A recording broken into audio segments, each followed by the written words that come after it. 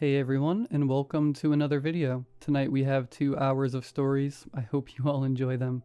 If you do, please be sure to drop a like rating. The last 2 videos both surpassed 500 likes. It'd be really cool if we could do it a third time in a row. But again, only drop a like if you feel that the video is genuinely worth it. Subscribing if you are new is also very much appreciated, as I post content just like this all of the time. Sit back, do whatever it is that you do to relax, and as always, I hope you all have a great night.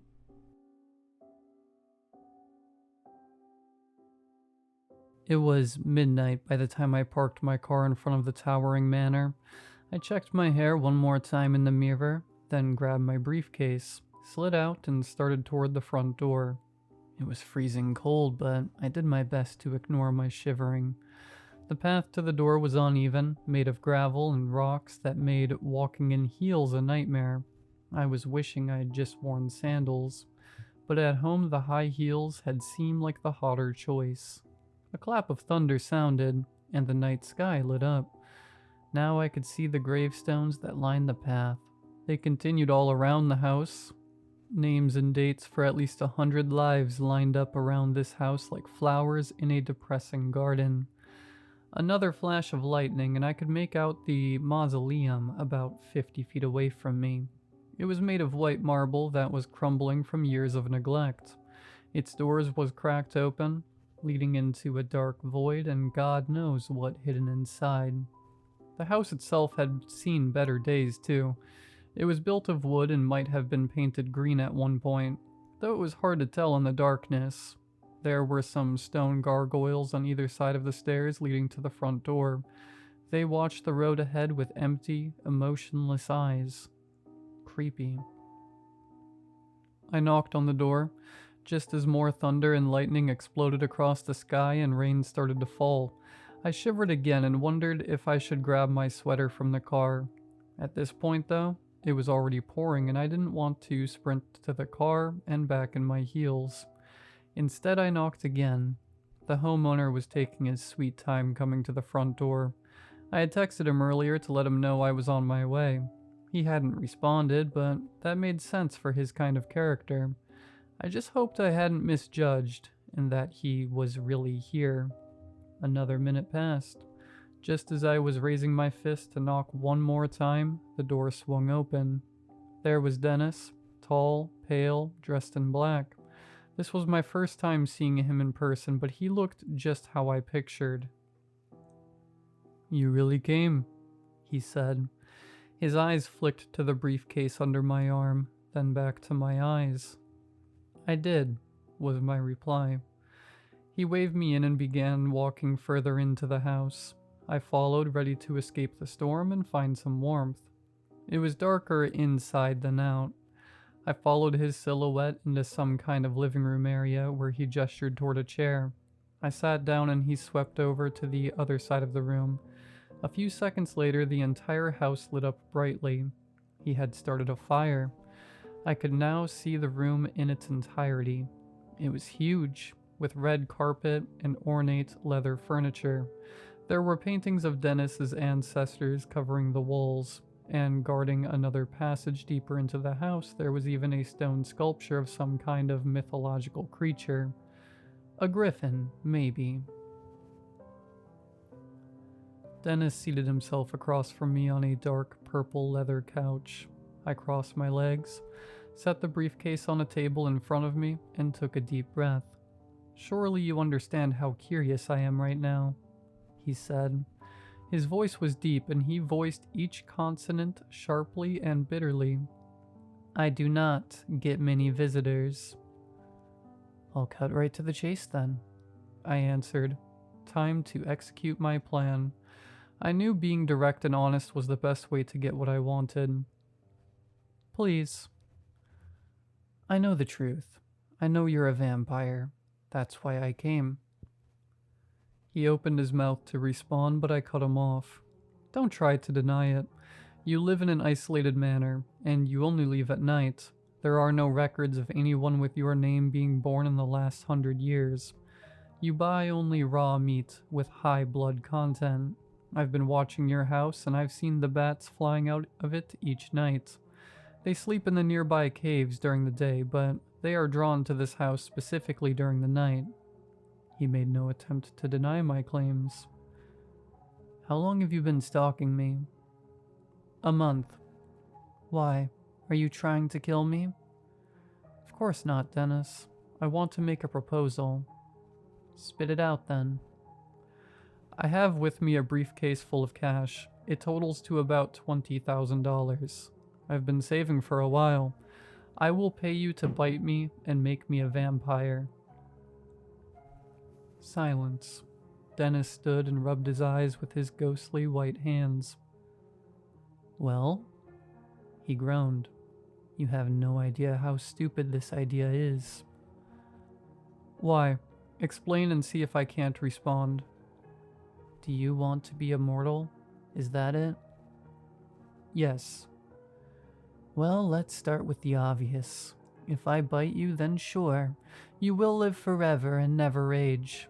But you will be pale, like this, like your blood has been drained. You will lose your beauty and your energy in a few years, and become like an old woman trapped in the skin of someone much younger. It's a facade. It fools no one, and you cannot leave the house during the day. You cannot even be awake during the day. You have to sleep. I am aware of all these things. Then it should be enough to convince you. No, I already live nocturnally. I work from home too, and I can cover up the ghostly white skin with makeup. You know that. Immortality is not as great as it sounds. Everyone you know and love will die, but you will persist. Forever. You will wish you could die. You will wish to see your family and friends again, but you can't. You know how old I am? 217 years old. I have watched my family tree wither and die, including my own children. This house used to be beautiful and full of life. Now it is worn to pieces, barely even recognizable. I long for death. Woman, I long for death. I understand all of this, but I have no family or friends to lose. I am willing to bear the burdens that immortality comes with. Why? I stood up and began pacing around the room. The fire illuminated the dust-covered drapes and wooden furniture. Once beautiful, now dilapidated. This was an immense decision, but I had weighed the options for years now. This was the best way. Sacrificing my existence for the good of the world. I know you don't know much about me, I began, stopping in front of him. I just called you out of the blue and asked if I could come over. But the truth is, the work I do is very important, and I would like to continue it indefinitely. I took a step closer to Dennis, close enough to touch him. He was at least a foot taller than me. Go on. I'm a medical researcher. I've been developing a treatment for brain cancer out of my own home. Because I have very little funding, it's an extremely time-consuming project, and I know I'm on my way to a breakthrough, but it will take years. That's ridiculous. You have a potential cure for brain cancer, but no one cares enough to fund it at all? Well, it's kind of far-fetched, if that makes sense.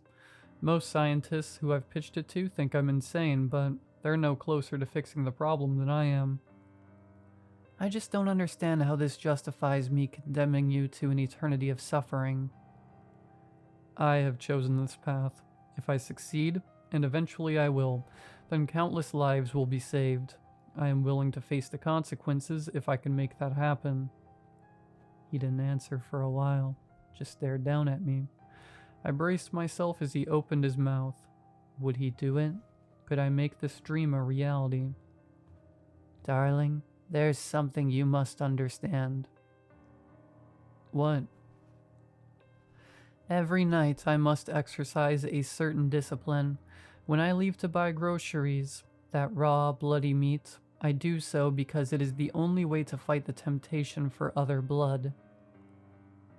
Other blood?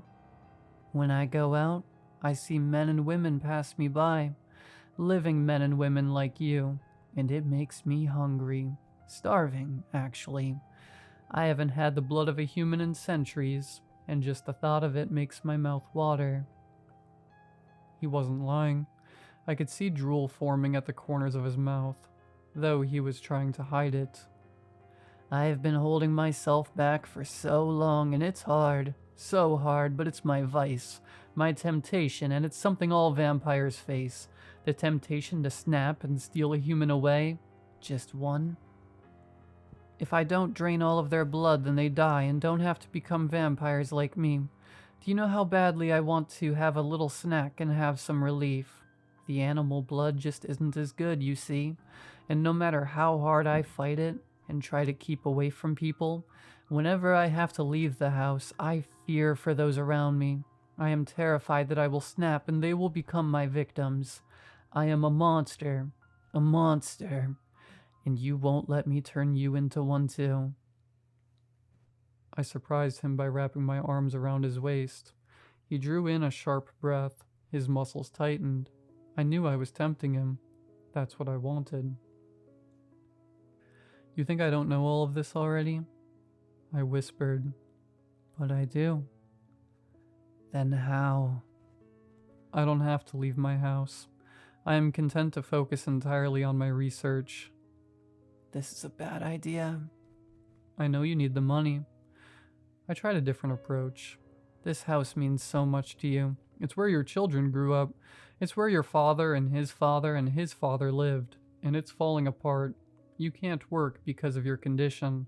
But $20,000 will go a long way here. A long way. I backed away from him slowly and reached back. My fingers found the briefcase and I picked it up and opened it. There it was. Cold, hard, bona fide cash. Maybe just as tantalizing as human blood to Dennis right now. Just bite me. I smiled. Taste my blood. I know you want to. He shook his head. Come on, don't be shy. There's no strings attached here. I know the consequences. If something goes wrong, it's my fault and not yours. Just do it. He grabbed me. I dropped the briefcase. As much as I'd tried to gear myself up for this moment, nothing could have prepared me for the sensation I was about to feel. He opened his mouth wide, revealing his canines, which were as sharp as knives. I'd broken him. He drove his teeth into my neck. I howled with pain as they sank in. I felt the blood flowing out. He licked it up ravenously. A chilling feeling flooded over me, and as my blood drained out, I thought I could feel something else taking its place. Something thicker and colder. The whole process seemed to take hours. Just when I thought there couldn't be any blood left for him to drink, he'd readjust and keep going. My consciousness faded. I awoke outside, on the rock and gravel path. My neck throbbed with pain. Dennis was nowhere in sight. I hissed, realizing that the sun was beginning to rise. I needed to take cover from the sunlight. I ran for the front door and tried it. Locked. In a panic, I turned around. The only other source of shelter. The mausoleum. The door was still cracked open. I pushed my way inside, figuring I could wait here until the sun set again and I could return home. Inside the mausoleum, it was boiling hot. It was also so dark I couldn't see. My foot hit something soft on the floor and I fell. I fumbled around for my phone and found it, turning it on and shining it around. What I saw made me freeze, made my jaw drop in terror. The floor of the mausoleum was covered in bodies, men and women completely drained of blood, their eyes wide in horror, and they were fresh too, killed in the last few days. Dennis had done this. It had to be him. I wanted to leave, but I couldn't. Now I had to wait. I leaned against the wall and suddenly felt exhausted. How was I tired already? My eyelids were so heavy. What was going on? I awoke when night fell. There was a body leaning against mine. I stood up, then remembered where I was. I turned on my phone flashlight again and looked at the person. This was someone new. A young woman, about my age. eyes and mouth open like she had died screaming. Did Dennis just add her while I was in here? I pushed open the mausoleum door. It was dark outside again. Standing in the path was Dennis. He turned to look at me. "So that's where you went," he said. "I noticed your car was still here." "You liar," I screamed. I stormed down the path and shoved past him. "How could you say you've been fighting the temptation? No, you haven't. You're a slave to it." "What are you talking about?" "You know what I'm talking about. The mass grave in the mausoleum." "Mass grave? What the hell?" He rushed to the mausoleum and peeked inside. He saw the bodies and dropped to his knees. I was already in my car, starting it up and backing away when he came running back. "I was wrong," he screamed. I didn't want to listen, but I couldn't help myself. "We don't sleep during the day. Don't you understand? I realize it now. Oh, how did I not know?" I focused back on the road, leaving Dennis behind. He was a killer, a liar. He had fallen to his temptations, but I would not. I made it home and locked all the doors. I drew all the blackout curtains I had installed and opened up my fridge. It was filled with steaks I had purchased the other day. Raw, bloody steaks. I took one out and devoured it. The blood tasted so good. I was licking my fingers by the end of it. Delicious. I did a little work on the cancer treatment. I was having a hard time focusing because I kept looking in the mirror and seeing the change that had come over me. My skin had already turned white and my teeth had grown and sharpened. Before too long, the sun was rising again. I climbed into bed and prepared to pass my second day as a vampire. Finally, I had the chance to do some real good in the world. I was out in minutes, excited for the next day and for what the coming years and decades would bring. I could not have expected what I'd wake up to. There was blood dripping from the ceiling. Someone's hair was caught in my fingernails. A single shoe that did not belong to me was on my bedroom floor. I flung myself out of bed and raced around the house looking for answers. Had someone broken in? Had Dennis found me somehow? Eventually I found the answer in my closet. I opened the door and a person fell out. His eyes and mouth were open, like the young woman from yesterday. His neck was bleeding, his clothes were torn. He was dead, drained of blood. I looked down and saw that my shirt was covered in blood. His blood. This wasn't Dennis's work. It was mine. All mine. I backed away from the body, thinking about what Dennis had said as I drove away. We don't sleep during the day. No, we don't sleep, I realized. I wiped tears from my eyes and bit back a sob, staring at the corpse on the floor. I was just trying to help.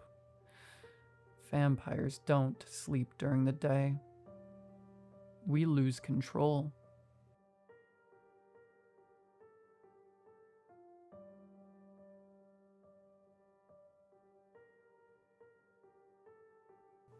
A few years ago, my friends and I decided to have a sleepover at my friend Sarah's house.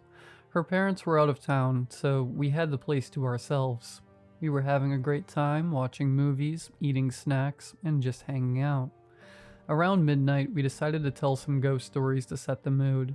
We turned off all the lights and huddled together in the living room, using a flashlight for dramatic effect. As we took turns sharing stories, we started hearing strange noises coming from upstairs.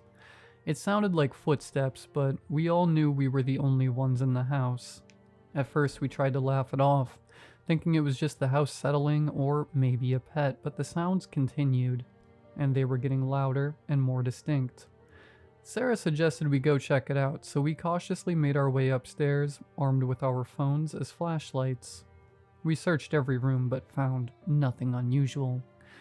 Just as we were about to head back downstairs, we heard a loud thump coming from the attic. None of us wanted to go up there, but curiosity got the better of us.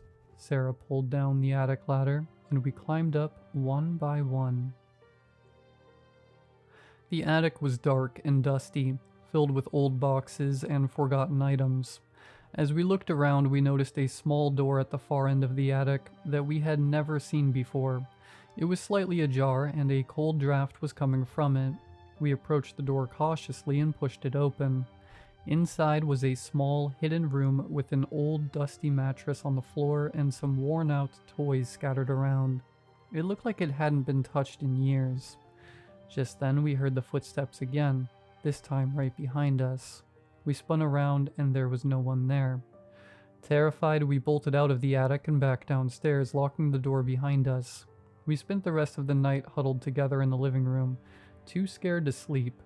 Every creak and groan of the house made us jump, and we kept the lights on until morning. The next morning, we told Sarah's parents about the hidden room when they got home. They were just as shocked as we were, and had no idea it even existed. They called a contractor to come and inspect the attic. When he arrived, he confirmed that the room was indeed very old, and had likely been sealed off for decades. The contractor also found something even more unsettling: a series of old, dusty footprints leading from the hidden room to the attic entrance. They were too small to belong to any of us, and looked like they had been made by a child. This discovery sent chills down our spines. Sarah's parents decided to have the entire attic cleaned out, and the hidden room sealed off permanently. They also installed new locks on all the doors and windows, just to be safe. Despite these measures, we couldn't shake the feeling of unease that lingered in the house. To this day, we still don't know who or what was making those noises, but we haven't had another sleepover at Sarah's house since. Every time we talk about that night, we get chills all over again, and it remains one of the scariest experiences we've ever had. In the weeks that followed, Sarah's family noticed more strange occurrences. Lights would flicker on and off without explanation, and objects would mysteriously move from one place to another. One evening, Sarah's mom found an old photograph tucked inside one of the attic boxes. It was a black and white picture of a young girl holding a doll, standing in front of what looked like the same hidden room we had discovered. The girl in the photo had an eerie resemblance to Sarah. Sarah's parents decided to dig deeper into the history of the house. They visited the local library and found old property records and newspaper clippings. To their astonishment, they discovered that the house had once belonged to a family who had tragically lost their young daughter in a fire. The hidden room had been her playroom, and it was sealed off after her death. This revelation made a whole new layer of creepiness to the situation. Sarah's parents invited a paranormal investigator to the house to see if they could get any answers. The investigator conducted a series of tests and used specialized equipment to detect any unusual activity. He concluded that there was indeed a presence in the house, but it seemed to be harmless, possibly the spirit of the young girl who once lived there. While this provided some comfort, Sarah and her family still couldn't shake the feeling of unease. They decided to hold a small ceremony to honor the girl's memory and hopefully bring her some peace. After the ceremony, the strange occurrences seemed to diminish, and the house felt a little more normal. Even though things have calmed down, the memory of that sleepover and the hidden room still haunts us. It's a story we often share.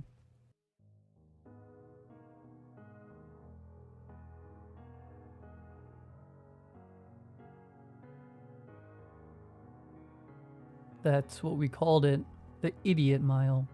We used to think it sounded cool, but the adults talked about it and hyped it up so much that we just got a bit sick of the idea and started calling it that.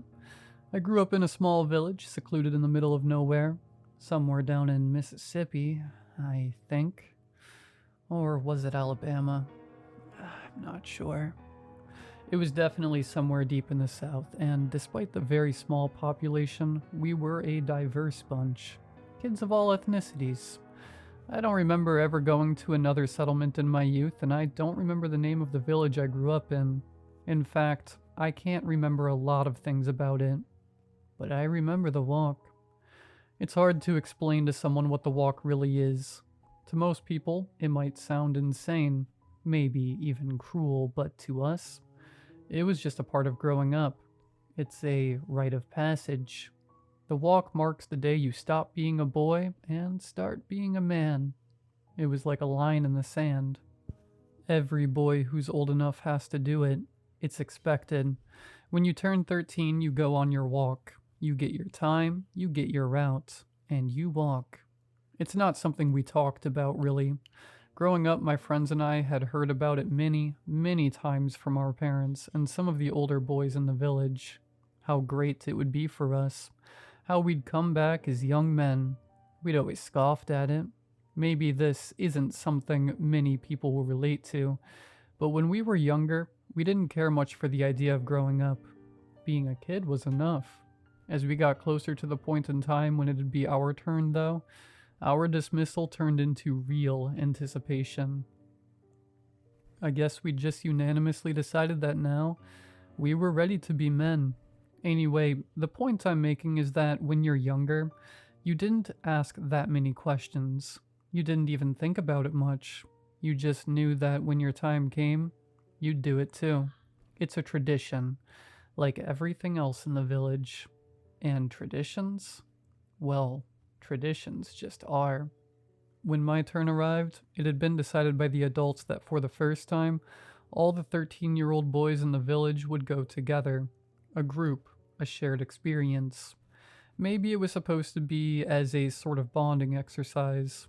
Maybe they thought it'd make the walk easier. But I don't think it worked out that way. In fact, I think it made it worse. The group was 5 in total. Like I said, it was a small village. And we were all good friends. We were the only boys in the village of the same general age bracket. So it made sense. Myself, Sam, Jonah, Robbie, and Christopher. We set off the day after Jonah's birthday, since he was the last one in the group to turn 13, and contrary to how we'd mocked the adults' constant reminders about the walk when we were younger, we were really excited. We were ready to grow up, to be men, to reach our potential, and be what we were destined to be. Despite my excitement, I was still nervous, but I didn't show it. That'd be a bad start to becoming a man. My dad had warned me, but not in a way that scared me or anything. Just with a quiet seriousness. "It's only a walk, son," he said when I asked him how it went for him. "It'll feel weird, maybe, but that's just the way things go." We stood there together at dusk, at the corner of the only shop, where the edge of the village meets the country roads. The sun hung low in the sky, and there was a slight chill in the air that I didn't like. The whole place seemed oddly quiet, like everyone was holding their breath. The older boys, the ones who had already gone, were watching from the porches, their faces unreadable. Christopher's dad was the one who ushered us along our way. "Time to get going, boys. Make the most of it. You're about to be young men," he said with passion in his voice. "You have the start of the route. That's all you'll need. You'll come back when you're ready." He stepped aside, and we exchanged a last few words with our families before we got going. "You all set?"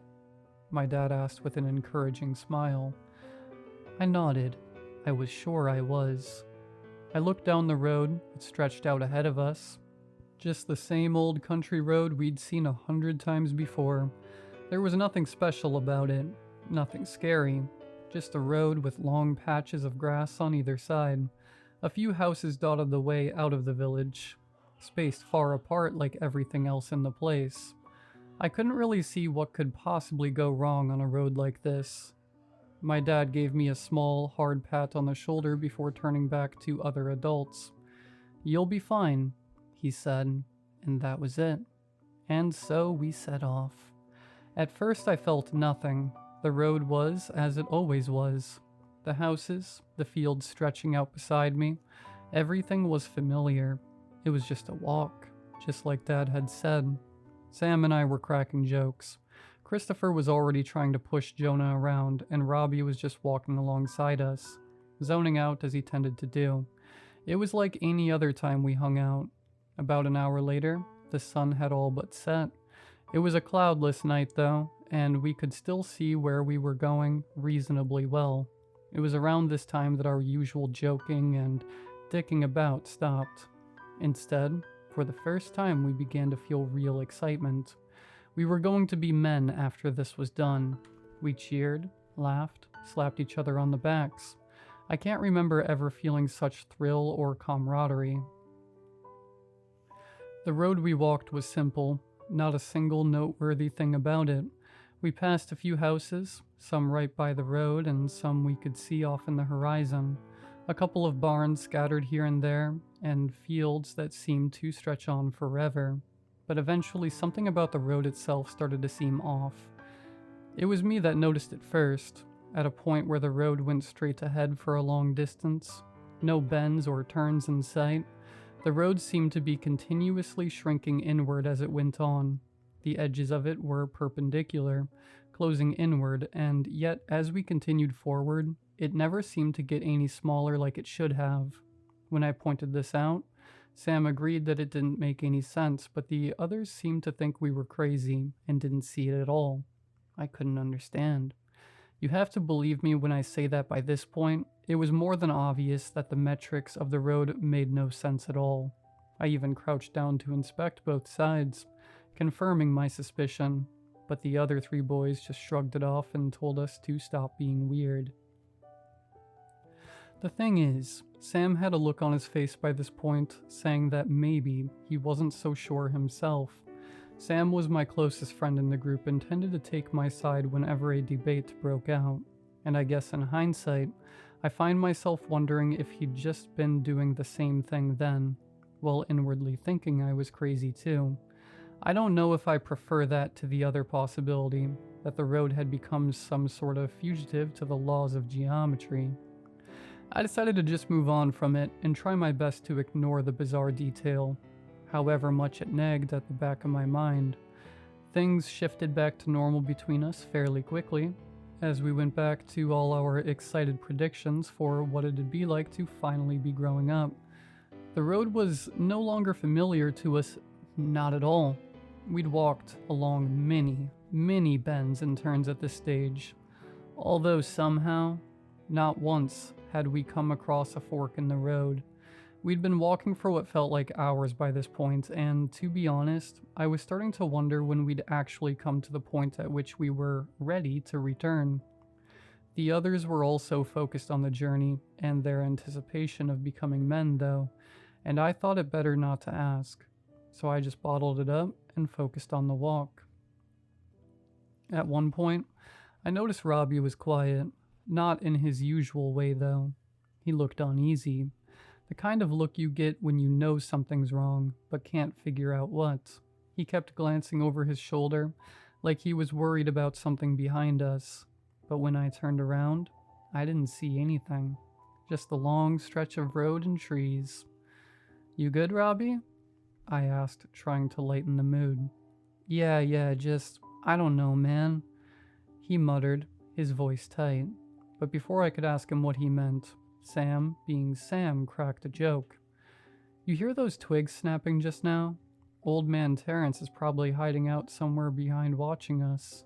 He's always got his eyes on the new kids. Think he's still hiding that shotgun?" That got a laugh out of Robbie, and for a second, it felt like things were okay again, but the feeling didn't last long. As we passed the first house we'd seen for quite a while, we noticed something strange. A figure standing by the mailbox just off the road. I squinted. It was a boy. He looked to be pretty young, probably 7 or 8. He had a kind of dopey look on his face, with eyes wide and staring, and his mouth hanging open, mouth breather style. He didn't move, didn't speak. He just watched us. We had all stopped walking to stare back at the kid. Jonah took it upon himself to break the tension. Hey." The kid didn't give any verbal response, but his eyes quickly went more normal, and he beamed a smile at us. It wasn't a mocking or malicious smile either. He honestly just looked like a pretty normal kid now. It was a smile of politeness. I wanted to look away, but I couldn't. We just started walking once more, though our pace was a bit faster. I could feel the kid's eyes on my back like a dead weight. I told myself it was nothing to fret about, that it was simply nerves. Just a kid that had snuck outside at night for whatever reason. But then we saw another person, just past the bend, a woman standing by her front gate, looking out at us with that same honest and polite smile. And it didn't stop. They were everywhere now. People, mostly old men, women, and a few boys, just standing in their front yards watching, saying nothing. Why were there so many damn houses? We hadn't seen one before this for almost an hour. They didn't move, they didn't speak, they didn't blink, just flashed us those compassionate smiles. And soon, they weren't out on their porches. There were no more houses in sight after a while, but for a few minutes, I could have sworn I could still see people staring down at us from the fields on both sides of the road. Faces rising just above the hedges on the perimeter. Eventually, it seemed like whatever that had been was over. We didn't talk for a long while afterwards. After 10 or so minutes of next to no conversation, Jonah stopped walking. Just froze. No reason, no explanation. "Jonah?" Sam called, walking back a few steps. "What's up with you?" Jonah didn't answer. His eyes were wide, his face pale. He was staring at something ahead of us, but there was nothing there, just empty road. After a long moment, he blinked and slowly shook his head. "It's nothing," he said, but there was something off about his voice. He wasn't looking at any of us anymore. His eyes were far off, like he was seeing something else entirely. Christopher stepped forward. "Hey, come on, Jonah. Let's keep moving." Jonah didn't respond. After that, we all seemingly realized in unison that suddenly, there was something deeply wrong. I was overcome with the pressing feeling that I was in terrible danger. The air felt thick and heavy, like the kind that had been trapped in an old house for far too long, and it smelt and tasted like there was a heavy storm on the way. "Ozone. You guys feel that?" Robbie asked, his voice unsteady. I nodded, but I couldn't explain it. Something was changing. Something was shifting. We weren't just walking anymore. We were being watched, followed, toyed with. I was certain of it. More certain than I've ever been of something. I could feel eyes on the back of my neck, like someone or something was following us, but when I turned around, there was nothing there. We kept walking, but the silence between us deepened. Robbie's eyes never left the distance, and Christopher started muttering to himself, his words incoherent. Jonah kept looking back, his movements jerky, like he was trying to catch a glimpse of something just out of view. The further we went, the more I was sure I could hear some kind of whispering in the air. Soft and quiet, but unmistakable, as though it was coming from the very ground beneath my feet. "You hear that?" I whispered. Sam shook his head. "It's just the wind. It's nothing." But I could see it in his eyes. He didn't believe it. None of us did. We walked on for what felt like days. The roads twisted and bent in ways a country road shouldn't have, like it was changing, actively altering itself. I remember us taking 3 sharp U-turns straight after one another, seemingly passing by the exact same dilapidated shack at each of the 3 curves. The buildings we passed looked different. Their windows were dark, and some of them looked like they were rotting. I don't just mean that they looked old and forsaken either. They looked as though every material they'd been built from was in a state of heavy decomposition. The wood of the barns was warped, the paint peeling, the lawns beyond overgrown. It was like the whole world was slowly falling apart around us, as if the road was all that was left in reality. At one point, I distinctly remember feeling someone breathing right down my neck, hot and clammy as if they were stooped right behind me. I screamed out in fear and fell to my feet, spinning to look behind myself. But what I saw baffled me. I was facing up at the rest of the boys, their faces fighting between fear and concern. What the? I had somehow been walking backwards for some length of time without realizing it. How come no one else had said anything? Hey, come on, dude. It's okay. We're here. I'm here. Sam knelt down to help me to my feet, his voice comforting despite the shock I must have put him. I was hyperventilating by now. Let's go. He got up and held out a hand, inviting me to do the same. I grasped it tight and pulled myself up. For reasons I can't explain, I remember wishing I could have held Sam's hand longer. Another hour or so passed and the air was thick with tension. Christopher was staring at his shoes, his hands clenched at his sides. Jonah was breathing in short bursts, and Robbie had started to trail even further behind, his eyes hollow. I felt it too, even if I wasn't fully aware of it.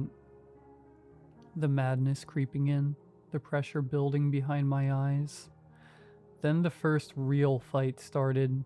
I hadn't been paying attention to whatever preceded it, but Jonah snapped at Christopher, his voice full of rage. Stop acting like you're fine. You're not fine. None of us are fine. Something's wrong. Christopher's face reddened. I'm not the one acting weird. You're the one who's... But Jonah cut him off. I'm fine. I'm fine. You're the one. He broke off, his eyes wild. Then, as though in a trance, he turned and started walking faster ahead of all of us. Jonah, Robbie called, but Jonah didn't stop. His hands were shaking now, and his breath was coming in short, ragged bursts, intertwined with sudden bouts of screaming that came and went. We watched him go, but none of us moved. There was something wrong with him, something seriously unnatural about the way he was walking. His body jerked with every step, like he was trying to pull himself free from some invisible force. Jonah, stop! Sam shouted, but it was like the words didn't reach him. He was moving further and further away, vanishing into the horizon. We stood there for a while, no idea what to do. Eventually, we just wordlessly came to the agreement that we had to keep walking. There was nothing else to be done. As we went, the air went from thick and oppressive to suddenly crisp, the kind of crisp that made your breath visible. It was so instantaneous that we exchanged a few looks between each other before pressing on. There was no real value in questioning, or even talking about things at this point. Just as I had started to get used to the now frigid temperature, the wind picked up. Not much at first, but after a short while it howled and made it difficult to press on, as it was pressing forcefully against us.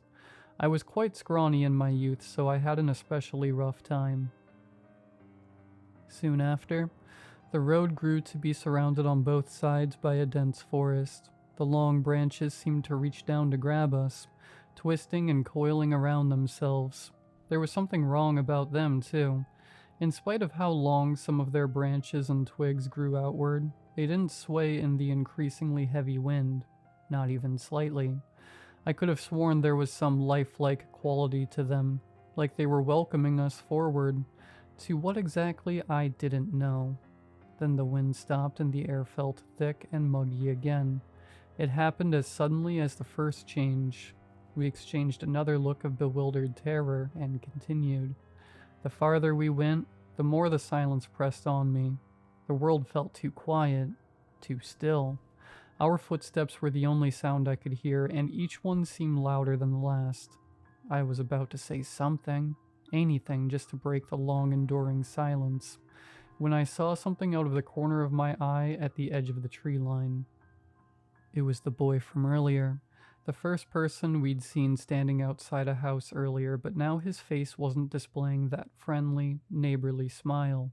It was twisted in a look of pure, unadulterated hate. My breath caught up in my throat. It should have been funny. A harmless little kid putting on such a strong look of anger and hatred. But it wasn't. It wasn't funny at all. Again, I stumbled back and cried out in fear, shouting jumbled nonsense and pointing at the spots in the forest for the others to see the cause of my terror. My voice hitched, and I desperately scooted backwards to be closer to the group, eyes all but screwed shut.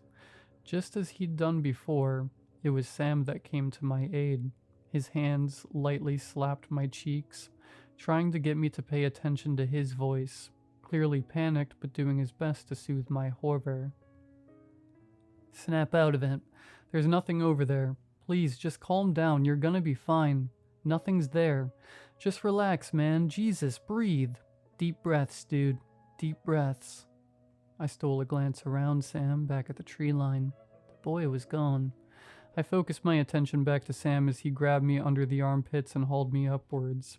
He was breathing heavily too now. I stared at his face, and finally, I eased back out of whatever panic attack I was experiencing. Instead, a feeling washed over me of deep appreciation for Sam, for my best friend. I realized that I wanted him to grab my hand again like he'd done earlier on. I think that I loved him in that moment, and I hated it. I hated it more than I'd hated anything else we'd experienced on the walk. I hated how I felt, and I hated him for making me feel that way. So I shoved him back. A startled sound came from my mouth, but I hit him. I hit him harder than I thought myself capable of, and he fell back, clutching his face. Gasping with pain and surprise, I threw him onto the ground and started swinging more punches at him. He tried to block me, tried to say something, maybe to reason with me, but I didn't care. I rested my forearm on his neck, pinning him down, and grabbed a rock lying on the road next to us.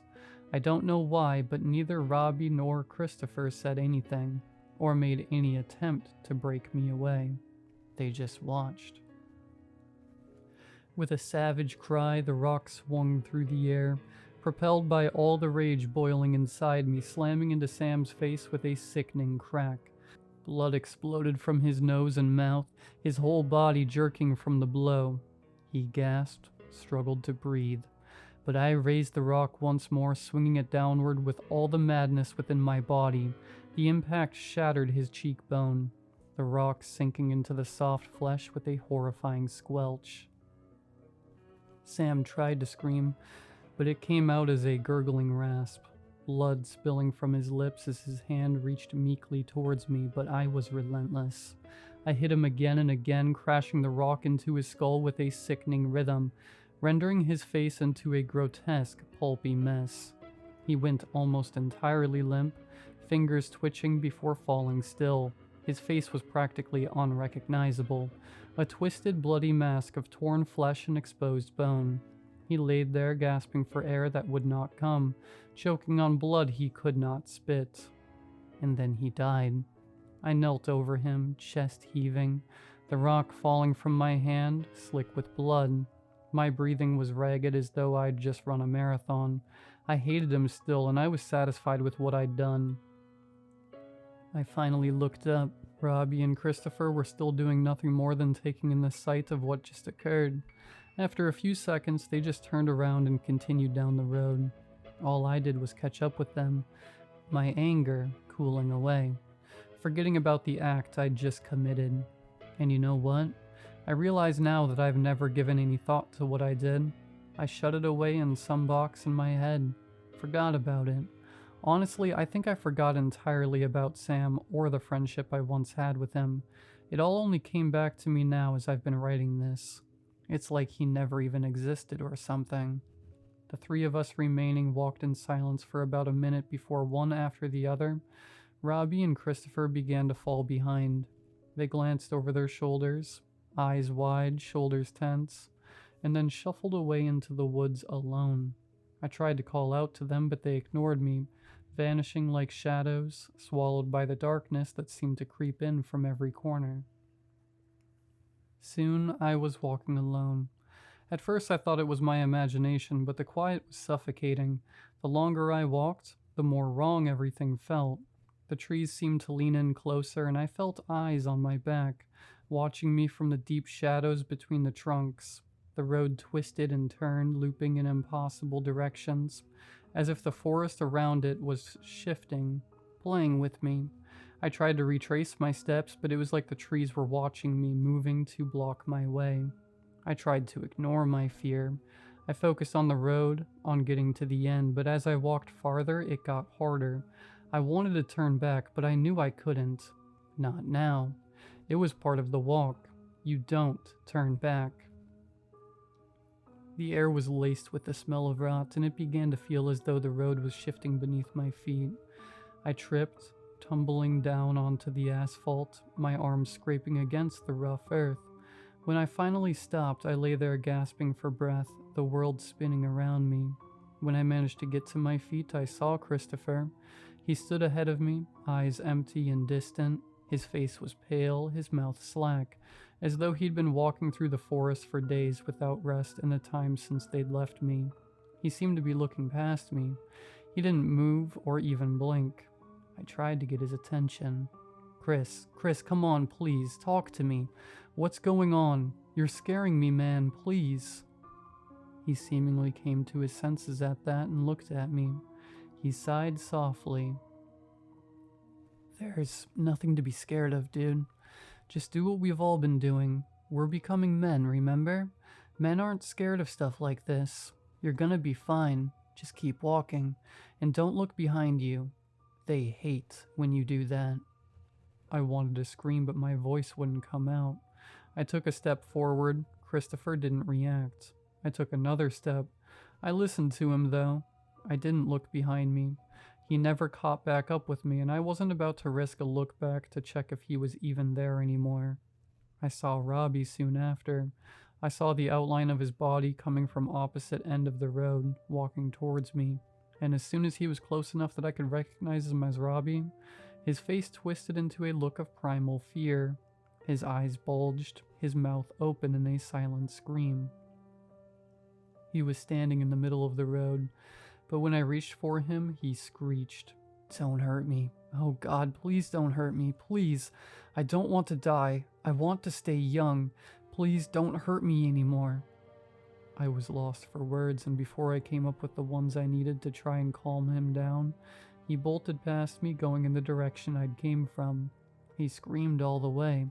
As a matter of fact, I don't know how far away he went, but I didn't stop hearing his intermittent screams for at least the next 10 minutes. They sounded full of pain. I stumbled forward, heart pounding. Sweat trickled down my forehead. My legs were shaking, but I couldn't stop walking. I realized that Sam was walking beside me. I didn't really react to that, just continued to walk alongside him. His face was the same disfigured canvas of ruined skin and bone. I could barely make out where the individual parts of a human skull resided on his. His face was the anatomical equivalent of a Jackson Pollock painting. He paused for a few minutes and turned to hold his hand out to me. I didn't take it. "I think I'm ready now. Bye, dude." "Bye," I responded. Then he turned forward again and walked away down a fork in the road, the first we'd ever encountered on the walk. I blinked and the fork was gone, Sam gone with it. The air felt thicker than ever before, so thick it was almost suffocating me. I steeled myself and continued down the road's remaining path. As I rounded the curve, I stared down at the road at the figure waiting for me. It was me, a perfect double. Like looking in a mirror. No expression, no movement, just stillness. My heart started hammering in my chest. I stopped in my tracks, unsure what to do. "You're almost there," he said, his voice flat, emotionless, but unmistakably mine. The words sent a chill down my spine, but before I could react, he spoke again, his voice a little louder, a little more urgent. "You're almost there. Almost you." I couldn't move. I couldn't speak. It was like something had taken hold of me, frozen me in place. I wanted to run, I wanted to scream, but something told me that wasn't allowed. "Not now." He smiled politely. "You're almost me, almost you," he repeated. "Just a little farther, and you'll know." The road ahead of me began to blur. My thoughts spun, tangled like I was in some kind of dream. I sprinted forward, desperate to finish the walk. The people were still watching me, I realized. Or had they been all along? They were all around now. The figures from the houses, from the mailboxes, standing just off the sides of the road, smiling kindly. They were waiting, and I realized then with a sickening clarity that I wasn't walking towards the end of the road. I was walking towards something else. Something I couldn't see, but I could feel. something that had been waiting for me my whole life. I don't remember anything past that point, only that I didn't get back to the village. Someone out for a drive found me days later, wandering in circles, muttering to myself, my eyes wide and unseeing. I was taken to the police, then after that, a foster home. Of course, no one believed me. What good could they have really done for me? I couldn't produce a name for my village, or for my parents, or practically anything about the place. I'd somehow forgotten it all, and I knew there was no point even trying to explain the walk to them, so I just kept it to myself. Many times I've reflected on the words said to me before we embarked on our journey that day. You'll come back when you're ready. I sure as hell feel ready. I have for a long time, but how am I supposed to go back to a place I could barely even remember the existence of? I spent months after I got my license driving through the southeastern states, scouring maps for anything worthwhile, and I've never been able to find any village like what I can remember. Not even a road that looks like the one we walked. I've kept my story to myself for over a decade now, and I guess that's why I wrote all this here. Everyone will think I'm loony, of course, but at this point, I just needed to get it off my chest and tell someone about it. I'm done giving myself headaches and other mental pain over the idiot mile. After all, I'm a man now.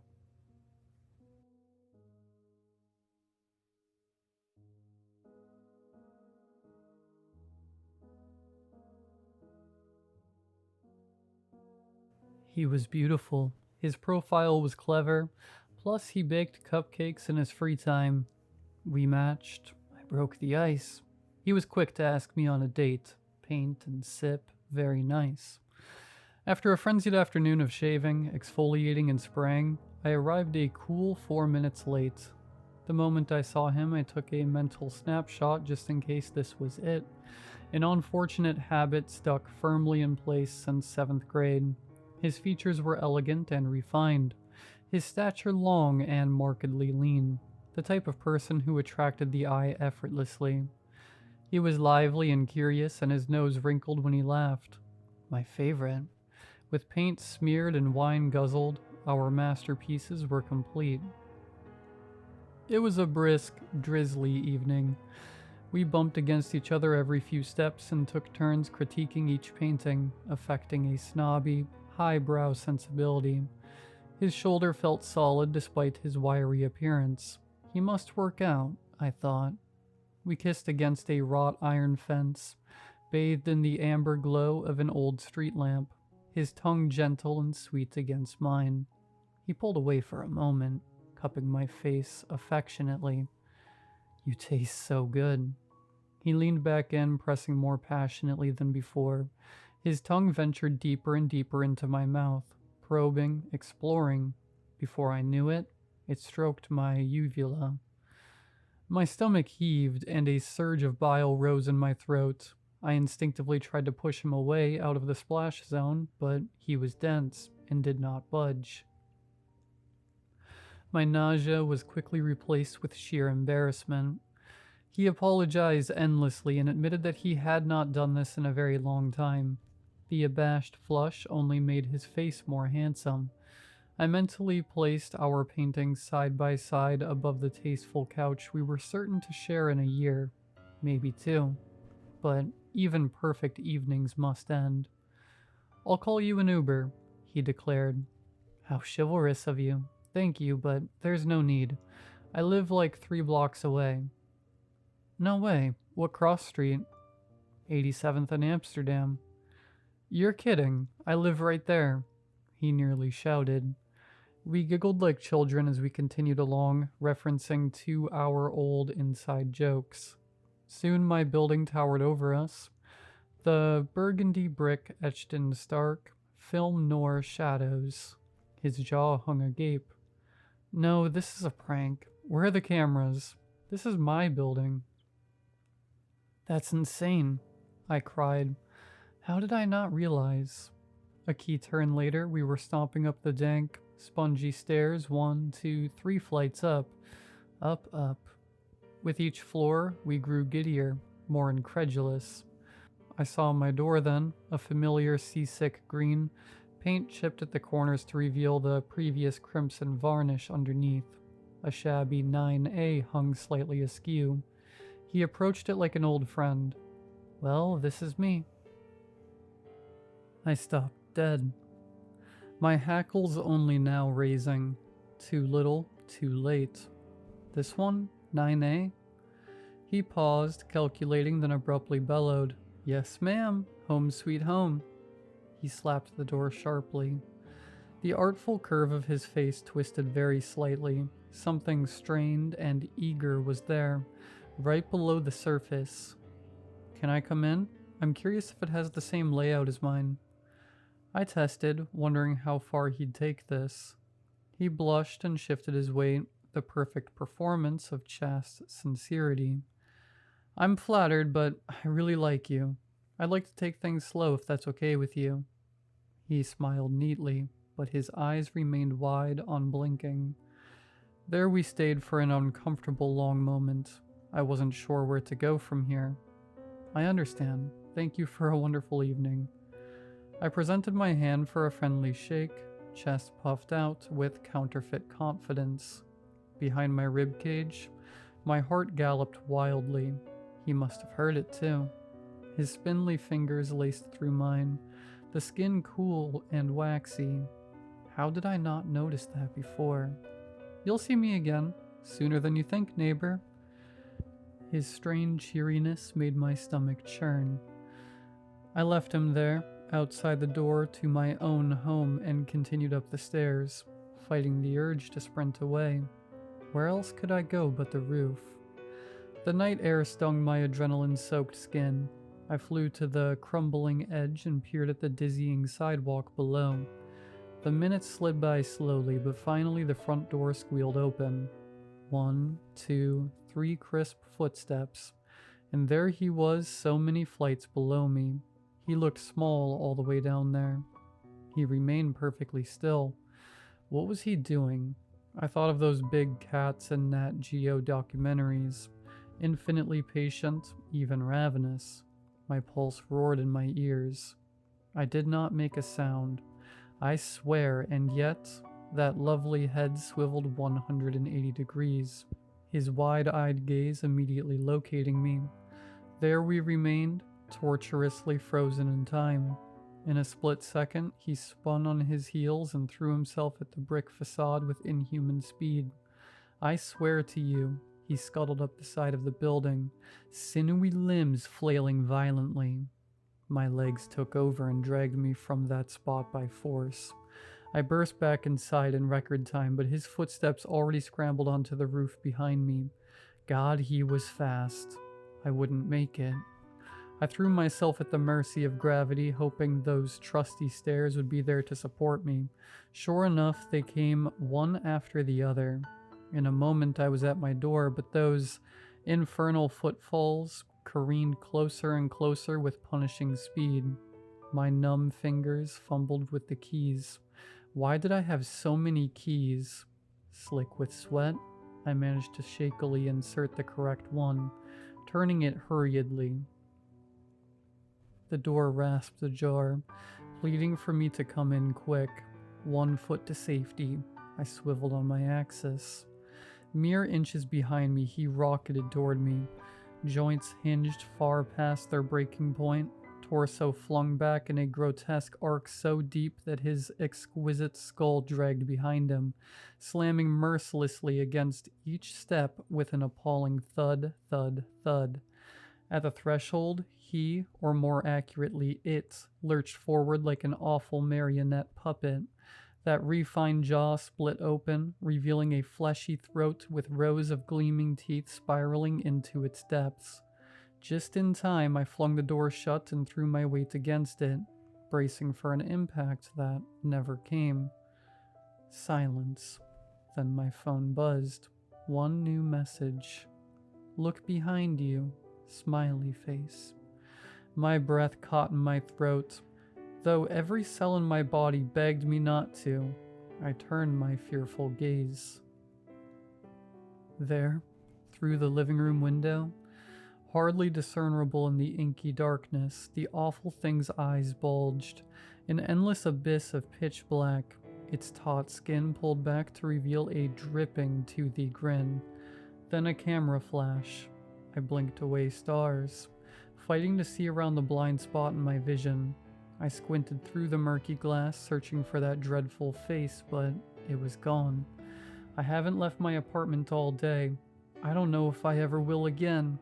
The daylight offers some comfort, but with each passing minute, the sun creeps closer to the horizon. I'll update you all tomorrow, if I make it. If not, I hope this post helps someone out there. And please, for the love of God, delete Hinge.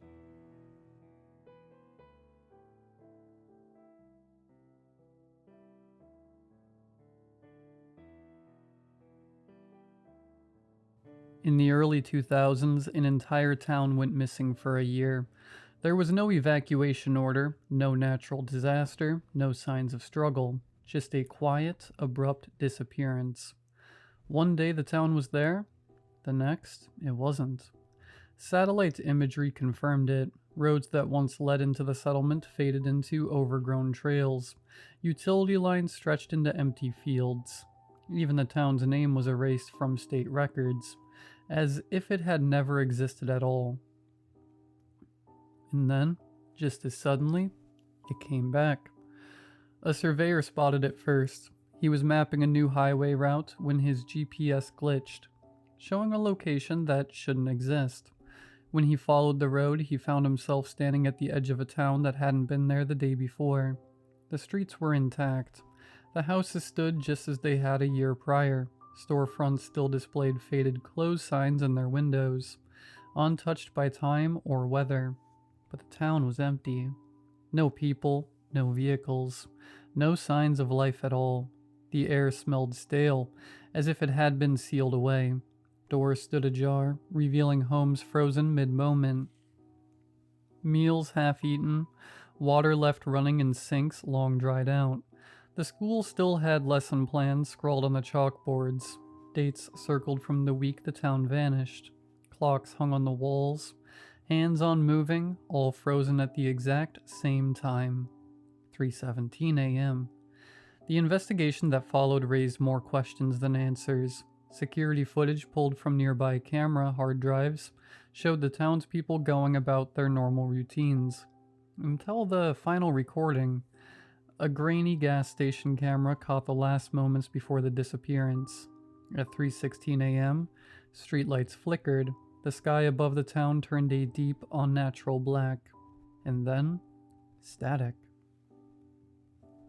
When the footage resumed, the town was gone. Authorities tried to make sense of the town's reappearance.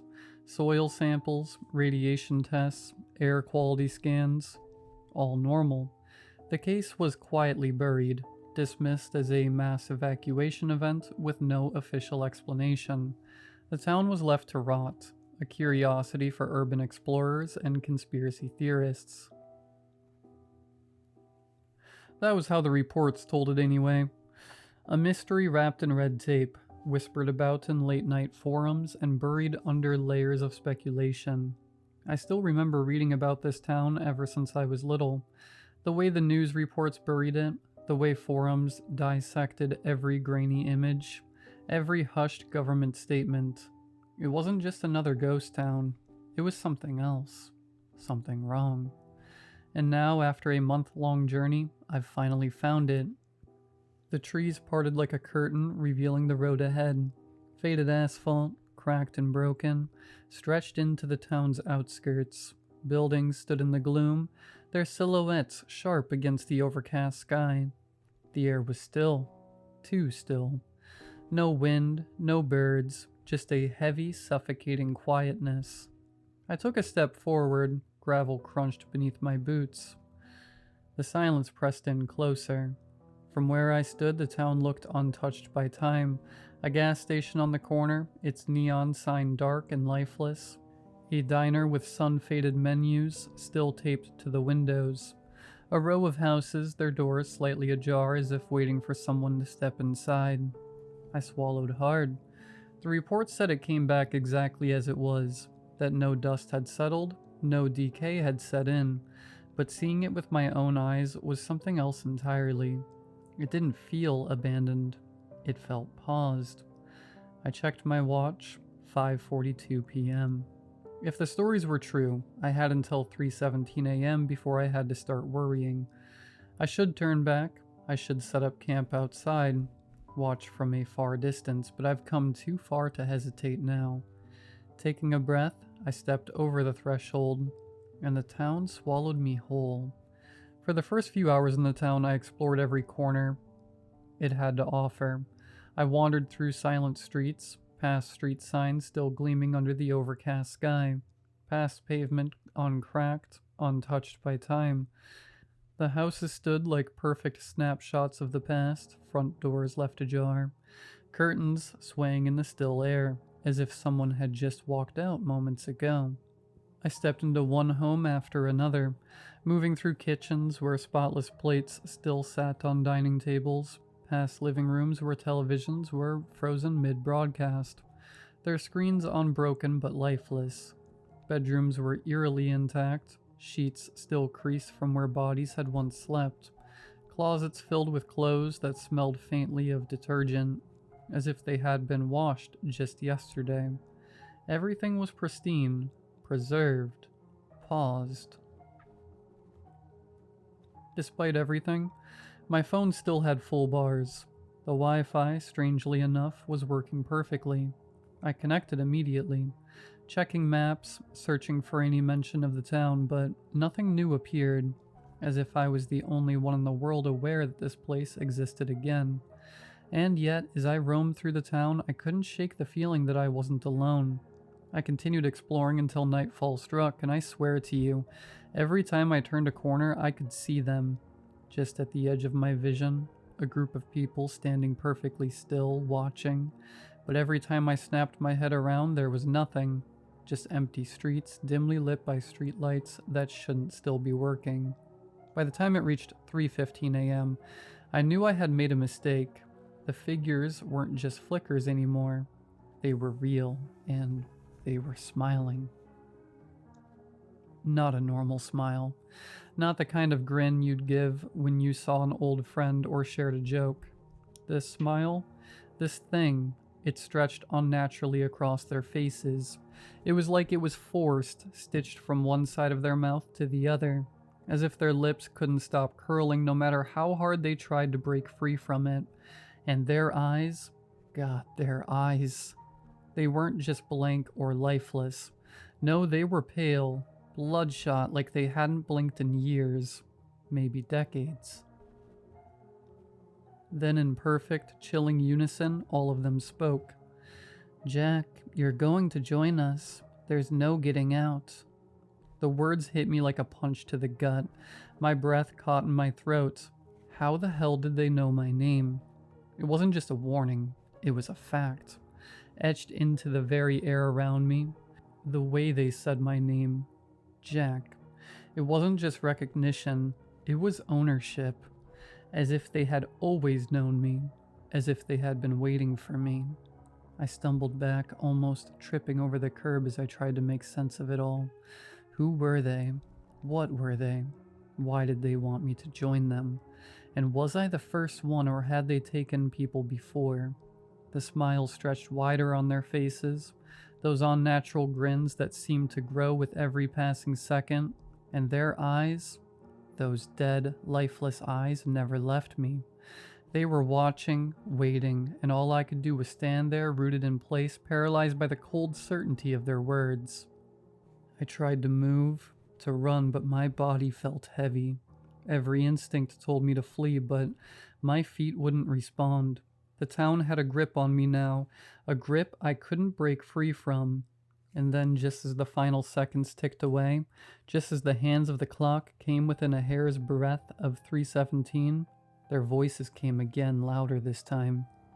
"Jack, there's no getting out." If you ever hear about this town, if you ever feel the urge to search for it, don't. Stay away. Because if you find it, it will never let you go. And if you think you can escape, you are wrong. I know that now. I can feel it pulling me deeper, holding me tighter. The clock just struck 3:17 a.m. and I understand what that means. There's no running, no hiding, no getting out. Tell my parents I'm sorry. Tell them they were right. Tell them not to come looking for me.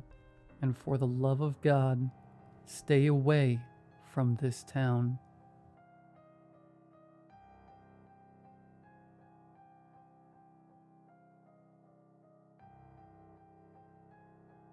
I don't know if it's too late to get a divorce now. It's tearing me apart. And it all goes back to a dream I had 15 years ago. It started out warm, cozy even. My buddy Dave rolled up to my place with his daughter tagging along. We were out back having a barbecue, smoke curling up into the dusk. She was maybe 5, sharp as a tack, rattling off random facts, especially ghost stories. Didn't seem weird. Dave's always been hooked on creepy stuff. Probably had some old book she dug into. I didn't overthink it. Dream logic, you know? We're chatting, laughing about something random, when it slams me. Dave's got no kid. He's not even hitched. I jolted awake, sheets twisted around me, a bit shaken but brushing it off. Dreams mess with your head all the time. I slept with the blanket pulled over my face, lying there, heart still racing. I heard it, a low guttural rumble seeping through the covers like a growl stretched thin. Then words. Don't go, let's keep talking. Crystal clear in that little girl's voice from the dream, but warped, deep, wrong. My pulse hammered. I was awake, no doubt, but my eyes stayed glued shut. It was too sharp, too near, like she was in the room with me. Flip on the light, pull the blanket back. It'd stop, right? Except I couldn't move. I just clenched my jaw, begged sleep to take me back. It did eventually. No more dreams that night, or none I can recall. Figured that was that. Months later, Dave got married. A few more, and they had a baby girl. For a flicker, that dream popped up, but I chalked it to chance. Life rolled on. 10 years ago, 5 years after the dream, Dave threw a family hangout at his place. Friends, kids everywhere. I'm in his study thumbing through his stash of spooky books when his daughter strolls in. She's 5 now, same age as the dream kid, and starts yapping. Ghost stories, odd facts, word for word what I'd dreamed. I'd blanked on that night by then, just marveled at how bright she was. Dinner's almost ready, so I say, "Hey, let's go eat." She tilts her head. "Don't go, let's keep talking." Don't go, let's keep talking. It hits like a punch. That line, I knew it. Then her voice drops and it's that exact same growl from the dream. Low, jagged, not a kid's at all. Don't go, let's keep talking. The dream crashes back. Every bit of it, and I'm gone, bolting to my car, hands shaking. She remembered me from before she existed. Dave called me later that night, asking what the hell was wrong. I mumbled something about feeling sick, hung up quick. For a couple weeks after, we still talked. Short, awkward calls, but every time he'd casually bring her up, like, "Oh, she's into this book now." That voice, the same voice from the dream, would rip through my head. Low, guttural, wrong, like it was whispering right next to me. I couldn't take it. I stopped picking up, stopped replying.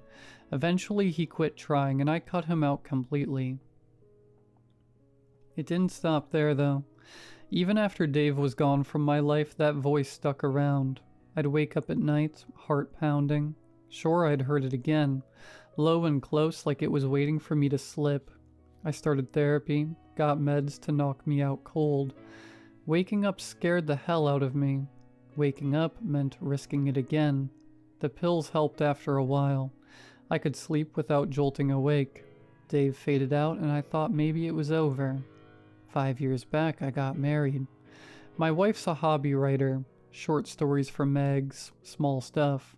We'd kick ideas around sometimes. One night, I spot her drafting something. A guy dreams of his friend's non-existent daughter chatting him up.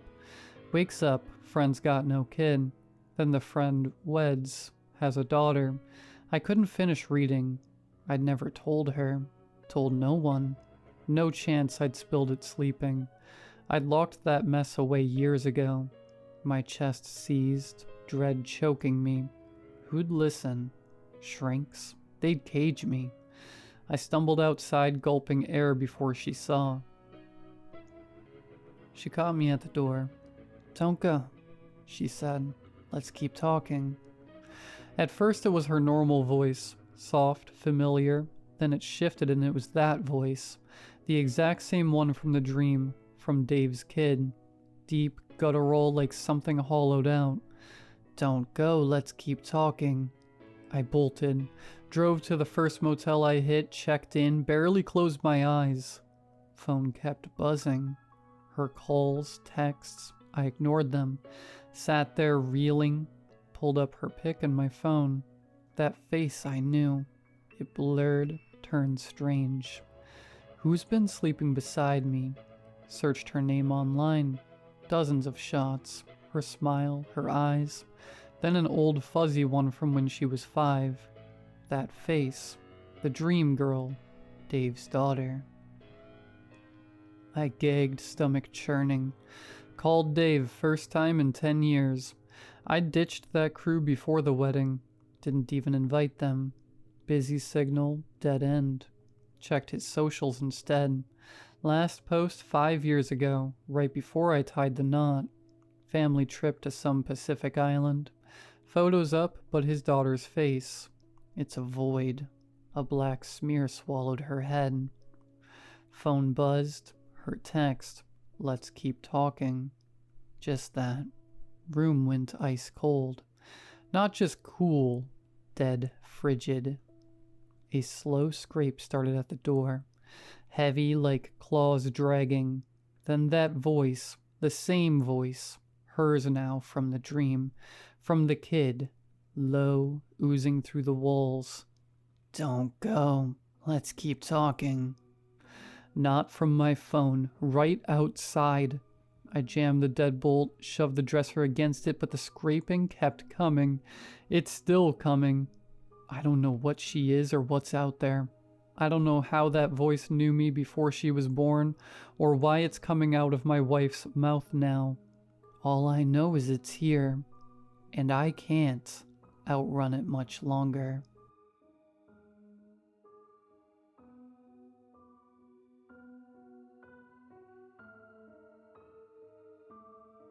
Initially, my memories of the crash were limited.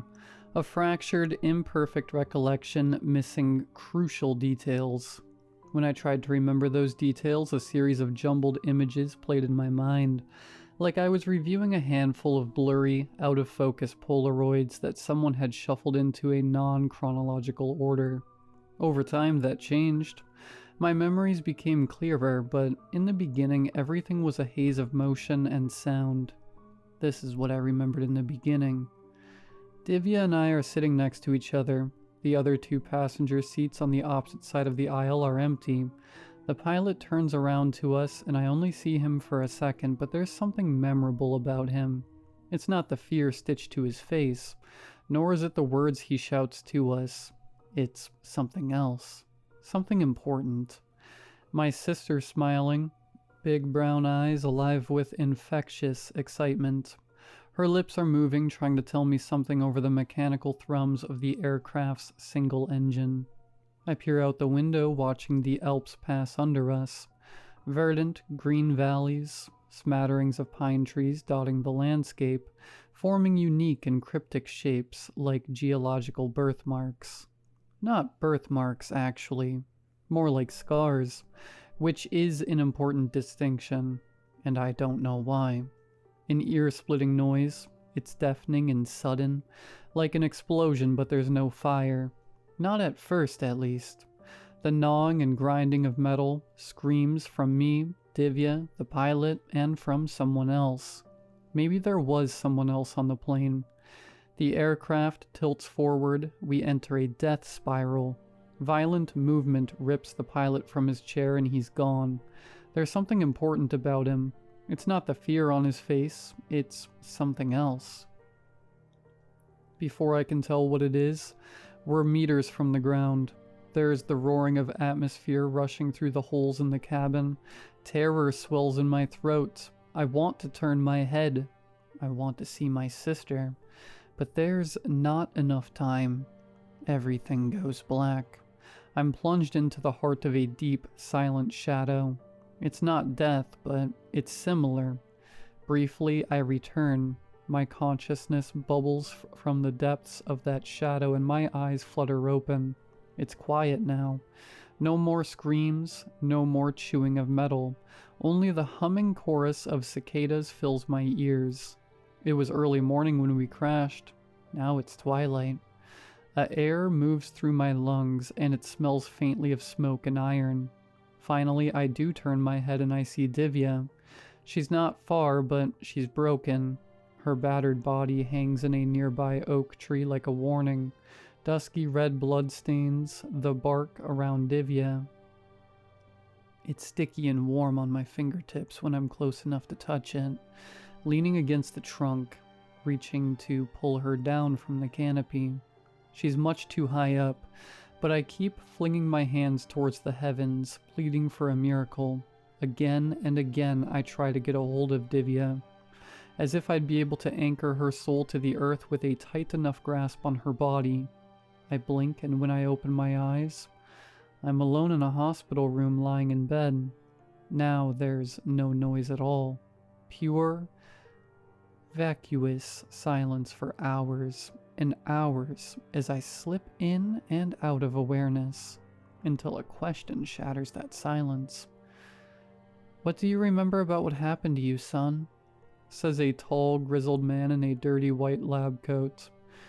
Gray blue eyes intensely fixed on my own. The first week in the hospital went by quickly. Dr. Osler and Nurse Annalise were very attentive, practically at my beck and call. My suspicions were at a minimum during that time, so I could actually lay back and rest. When I was finally lucid enough, I explained what I recalled about the crash to Dr. Osler, who listened intently from a wooden chair aside the hospital bed. My sister and I were Boston natives on holiday in the European countryside. We were flying over the Eastern Alps when something went terribly wrong with the plane. I couldn't remember if it was a spontaneous mechanical failure or if the pilot had accidentally collided with something. Either way, we fell to the earth like Icarus. I thought of Divya. A question died in my vocal cords for a long while. A leech with hooked teeth buried in the flesh of my throat, resisting release. Eventually I asked. Courage was the spark. Apathy was the match. The resulting fire singed that leech off my throat and out my mouth. Either she was alive or she wasn't. Do you know if my sister made it to the hospital? Brown hair, mole on her cheek. The doctor inquired, his voice warm and dulcet like a sip of hot apple cider spiked with brandy. I gulped and nodded, bracing myself. Yes, we have her here. She's in critical condition, but we're taking such good care of her. We believe she'll pull through, but she hasn't woken up yet. Relief galloped through my body, and I let my head fall back on the pillow, tears welling under my eyes. As I quietly wept, he continued to fill in the gaps, detailing where I was, how I got here, and what was next. Essentially, the plane crash landed outside of Bavaria, southeast Germany. A farmer watched our meteoric descent from the sky and immediately called for an ambulance. Now, my sister and I were admitted to a small country hospital about 10 minutes from the wreck site. Both of my legs were broken, and I lost a significant amount of blood, but otherwise, I was intact. Divya suffered greater internal injuries, so she was in the intensive care unit. Dr. Osler expected her to make a full recovery. There were no other survivors. He stood up, patted me on the shoulder, told me to sleep, and informed me that Annalise would be in soon to record my vital signs. When can I see her? When can I see my sister? His footfalls slowed until they came to a complete stop. He remained motionless for an uncomfortably long period of time, with his hand wrapped around the brass doorknob and his back to me. Never said a word. After about a minute of eerie inaction, he twisted the knob, pulled the door open, and left. That's when I first noticed something about my situation was deeply wrong. As the doctor exited my well-lit, windowless hospital room, I glimpsed whatever was outside. In an attempt to conceal it, he didn't swing the door wide open.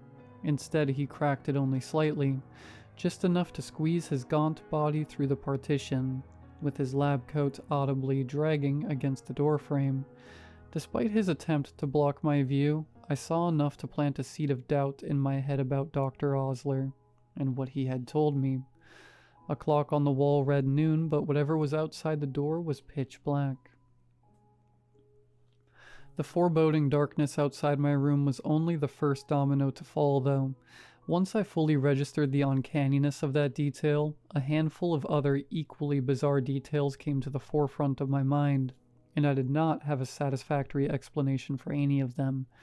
For example, the hospital was completely silent. No PA system asking for the location of a particular surgeon or announcing that visitor hours were over. No ambient noise from a heavy hospital bed thundering down the hallway. Even my room was dead silent. Initially, I didn't notice.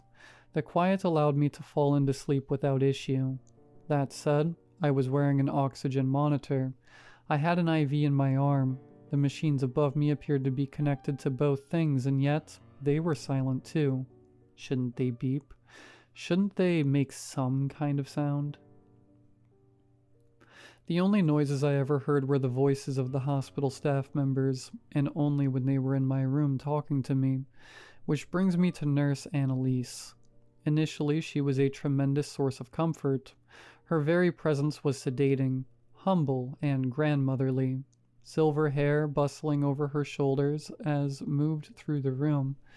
A charming, wrinkled smile on her face as she listened to me recount my life history to kill some time. Constant reassuring words about how well the hospital was taking care of me. But like everything else, once I looked a little harder, Annalise went from likable and endearing to peculiar and terrifying. First off, it seemed like she never left the hospital. For a week straight, she was my only nurse, coming and going from my room at random times. Never anything that implied a shift schedule. One day she came into my room 3 times within an hour to take my temperature, and didn't appear again until the following day. Another time I woke up to her determining my blood pressure, the rubbery cuff tightly compressing my bicep, no stethoscope pressed to my arm, which I'm pretty sure is required for the measurement. She wasn't even watching the numbers rise and fall on the instrument's pressure meter. Instead, she was staring right at me, reciting the same phrase over and over again. "Aren't we taking such good care of you? Aren't we taking such good care of you? Aren't we taking such good care of you?" All the while, she was continuously inflating the cuff, pausing for a moment, releasing the air, and then repeating that process. I just pretended to be asleep at first, but after an hour of that, my patience ran thin. "Annalise, don't you ever go home? Or are you the only nurse in this whole hospital?" I shouted. The cuff's deflating hiss punctuated the tension, slowly fading to silence over a handful of seconds. Eventually she stood up, walked to the door, and exited, saying nothing at all. The behavior reminded me of how Dr. Osler reacted when I asked him about Divya. Honestly, I never saw Annalise again. Not alive, at least. Every single nurse from then on out was different from the last. Like somehow my singular complaint had rewritten the entire staffing infrastructure of the hospital. And I mean every single one. Now, instead of having one nurse day in and day out, I had been visited by 30 different nurses over the course of a few days. It didn't make any sense. I asked for different nurses, and that's sure what I got.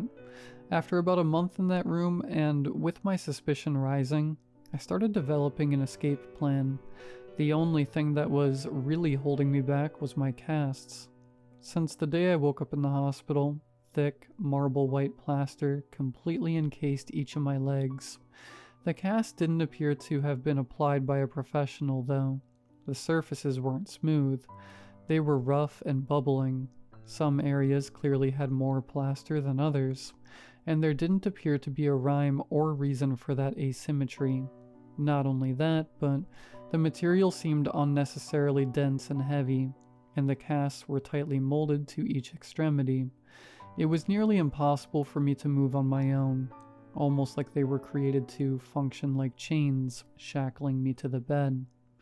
Are my legs truly even broken?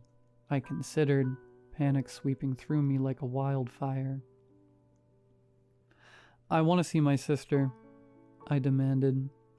The nurse, a short man with a thick brown-red beard, dropped the clipboard he had been scribbling on in response to my defiance. It clattered to the floor.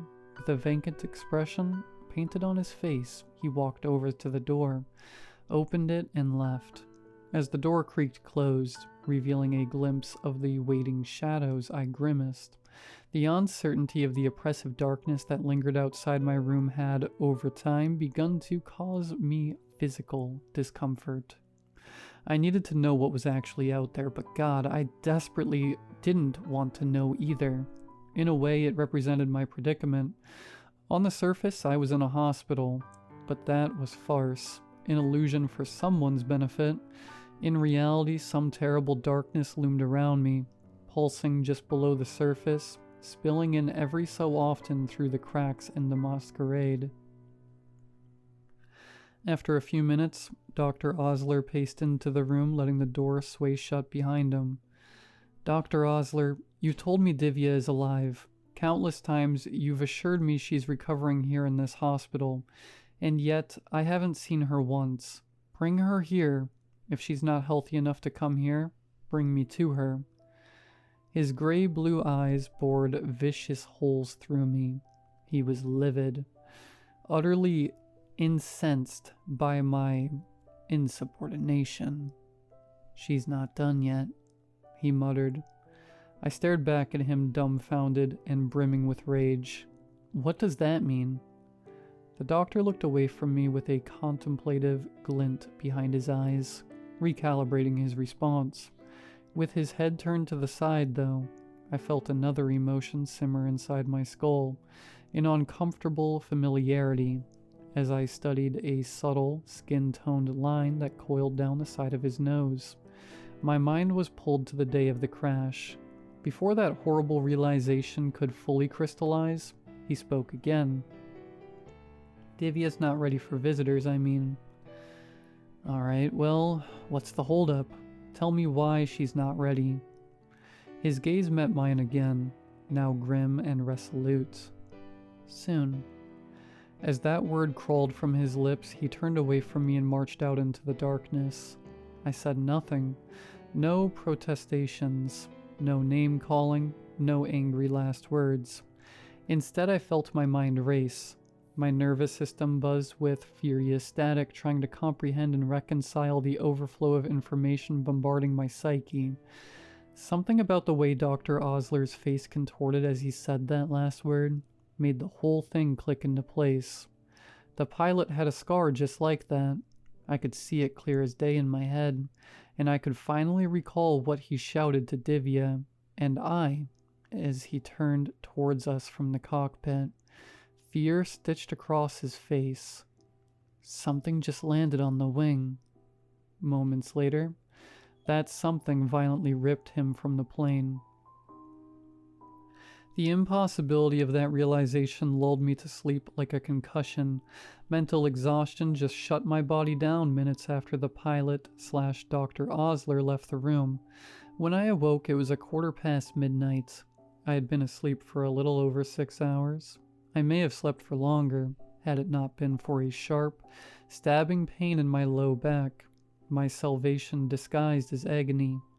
I pushed my torso forward, twisting my hand behind my back to dig to the source of the pain. After a few seconds, my fingers landed on the curve of something metallic that had punctured through the fabric of the ancient bedding. Once I recognized the spiral object, my eyelids excitedly shot open. It was a tempered steel spring. Time and use had eroded the tip to where it had become sharp. The thing wasn't a buzz saw by any means, but it was something accessible that could maybe dig through the plaster casts that were preventing my escape. However, before I could start trying to tear the spring out, a disturbing change compelled my attention. For the first time in a month, there was no light in my hospital room.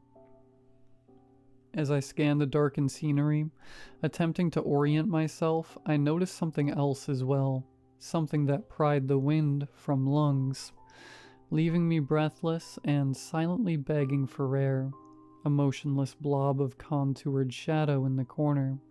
Something was in the room with me. Who's there? I whimpered. The silhouette sprung to life, stepping forward until they were looming over the end of my bed. When it grinned, my heart leapt, dancing between relief, disbelief, and terror, never staying on one emotion for too long before moving on to the next in the cycle. Divya? At first she nodded her head slowly, but over a few seconds, her nodding sped up, becoming frantic, inhumanly quick, vertical pivots that seemed to have enough force to shatter the spine in her neck. Greedy paralysis enveloped my body.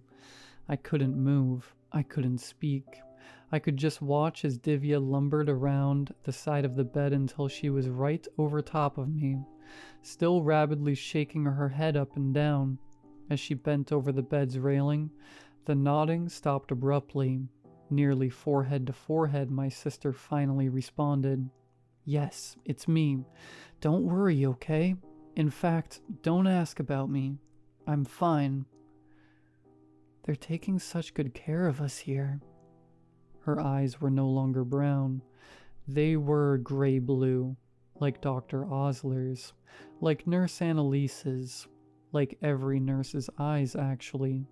And with that, she stood up, turned away, and walked out the door. From that night on, I accepted my sister was dead. With my attention undivided, I worked singularly towards escape. Grief could come later, after I was away from the thing that had killed her and commandeered her body. Disassembling the casts with the sharpened end of the spring was laborious. Every minute that thing wasn't in the room, I was scraping away at the plaster, making sure to focus my efforts on the underside of the mold, rather than the outside. That way, if it inspected the cast, it wouldn't be as obvious that I had been incrementally weakening the plaster. If it was in the room, camouflaged as a real human, I smiled, engaged in pleasant conversation, profusely displayed my gratitude, thanked it every chance I got. That's what it really wanted, I suppose. It wanted to feel appreciated. Giving it appreciation kept it docile. Eventually, I could tell that I had damaged the cast to the point where I could break myself loose with a few more forceful hits. Once I did, however, I knew there was no going back.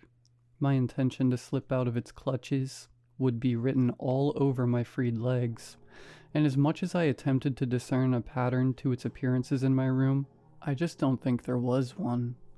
Unfortunately, that meant there wasn't a right time to make my escape. I had to guess and pray it wasn't nearby when I made my move. Luck was on my side that day. The thing was close, but it was preoccupied.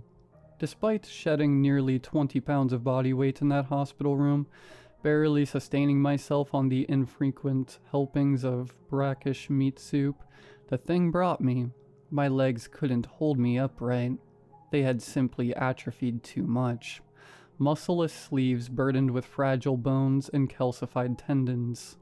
Thankfully, my arms had retained enough strength to drag my emaciated body across the floor. With my back propped up against the wall aside the door, I halted my feeble movements and just listened. No footsteps running down the hall, no whispers of, "Aren't we taking such good care of you?" coming from right outside. All I could hear was the fevered thumping of my heart slamming into my ribs. I took a deep breath, reached my arm up to the knob, and slowly slid the door open. It wasn't hell on the other side of the door, like my restless mind had theorized on more than one occasion. Not in the literal sense, anyway. I really was in a hospital. It was just abandoned. Had been here for a while, apparently. A discarded German newspaper I discovered was dated to September of 1969.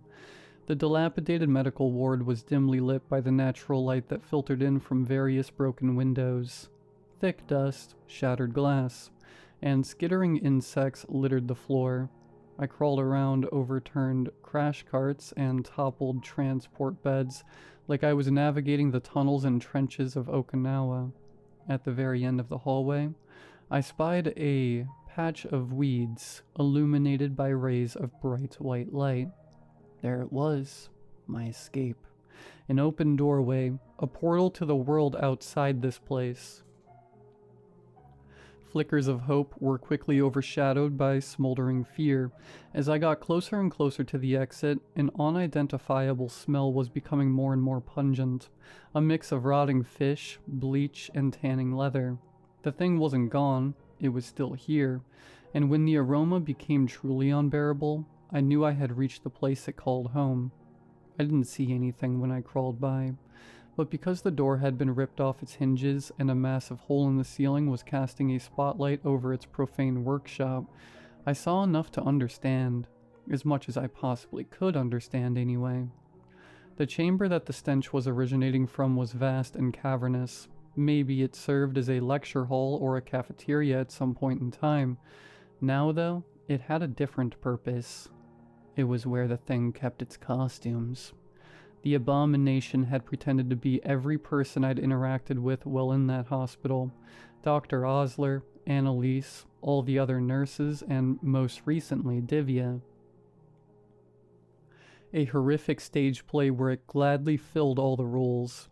That entire month, I thought I had talked to dozens of people. In reality, it had been this mimic every single time, camouflaged by a rotating series of gruesome disguises. Hundreds of eyeless bodies hung around that room like scarecrows, arms held outstretched by the horizontal wooden poles that were tied across their backs.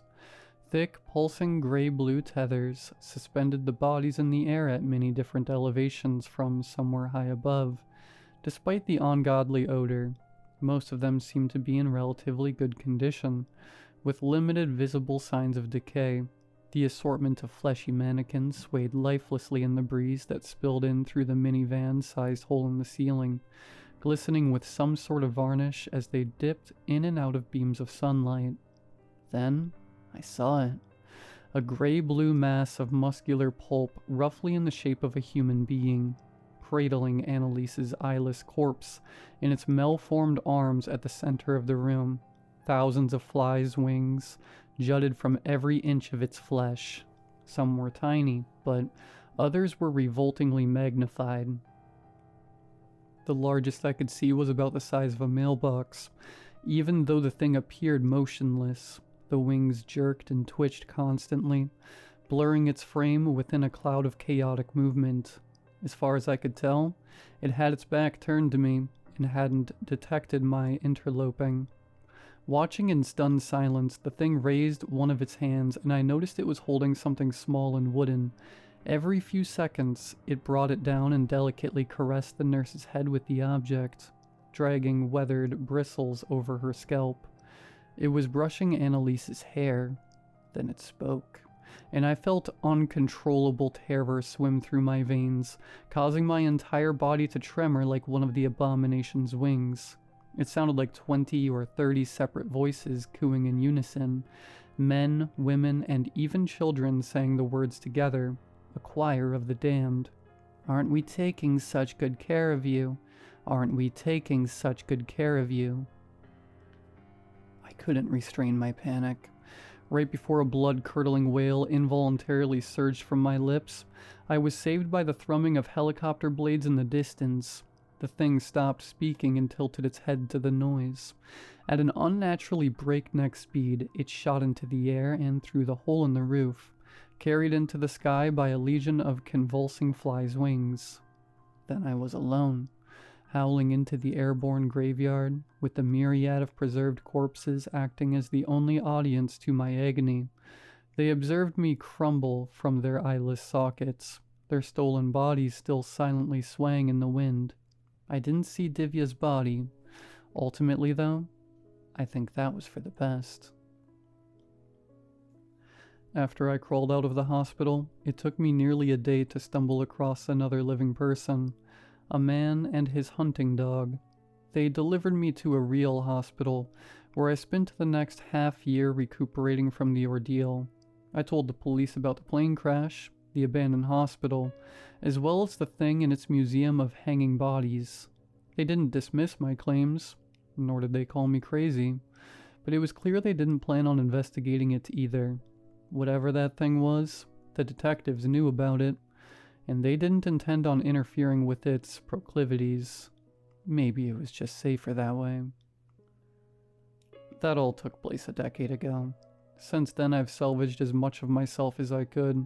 It hasn't been easy, but in the end, I put my life back together, got married, had a few kids, symbolically buried Divya in a vacant grave with a tombstone.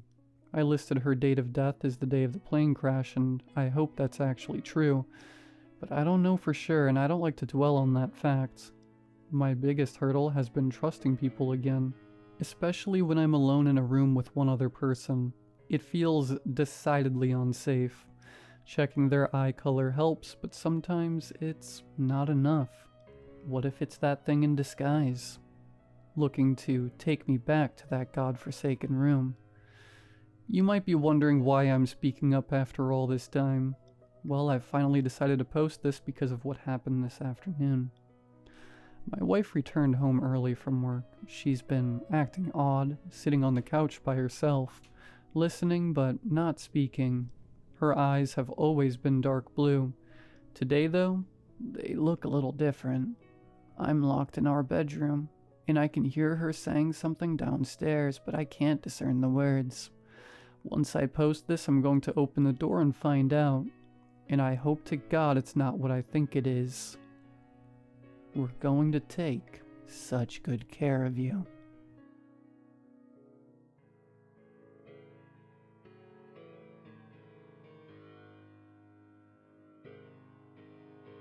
My father spent a long time trying to speak to God, and one day he claimed God answered, revealing the day the world would end.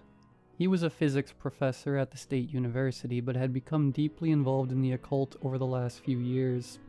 He set up an office in our backyard, convinced he had found a clue in the Bible leading to something significant. Isaiah 66:1 has always been clear, my dear Alice. He would say to me, his eyes unnervingly intense, God is the skies, and if science searches among the stars, it will find him. His office had a powerful radio with a huge antenna, an optical telescope, and 3 old laptops, operating non-stop with strange software. He was always checking his old wristwatch, as if it were somehow connected to his investigations. My mother always suspected he had stolen this equipment from the university lab. She was the silent victim of his obsession, trying to remain understanding and patient, hoping he would return to normal eventually. My siblings and I, however, were in high school at the time and had grown tired of hearing that our father was nuts. Other kids thought we were eccentric, seeing my dad taking his telescope down the street at dusk, trying to get the best angle of Venus while reading the Bible out loud, always wearing the same clothes the whole week. I hated it. One day we all woke up at 5 a.m. to his shouting from the garage. He was jumping with excitement over a new signal he had received. It's undeniable proof that he is telling us something, he told us, his hair and beard wild, now untrimmed for months. We thought that maybe he had finally lost his mind. He had found signals before, and they had always turned out to be satellite noise. "So, how's the signal, Dad?" One of my brothers asked the next morning. He answered nothing, just seriously refilled his coffee and walked back to the garage. We all assumed he had figured out it was another dead end. The day after that, a Saturday, I was really excited about a night birthday party I was invited to. A boy I had a crush on was going to be there, but in the morning my father called us all to the living room, his face urgent. "No one should leave the house. The world is coming to an end today," he muttered, pacing frantically and checking his wristwatch. He looked like he hadn't slept in days. I did everything to interpret his message, hoping I was wrong, but I fear this was the warning. "What do you mean?" my mother asked, uneasy. "God, honey," he murmured, gripping his shoulder. "He showed me signals that prove today is of the highest importance." "And how do you know it's the date of the end of the world?" one of my brothers questioned. "Because the message was undeniable. He is coming, and the Bible clearly states that the end will begin when—" "Dad, come on, not now." I cut him off, sighing. "I have something to do tonight. I can't just stay here based on this crazy theory of yours." "No one is leaving this house today," he commanded, his voice taking on an authority I had never heard before. "We must stay together and he shall save us. Trust me, you'll understand soon, my dear." Frustrated, I tried to argue back to no success. I looked at my mother in search for support, but she was too stunned by the idea that her husband might actually be insane to say a word.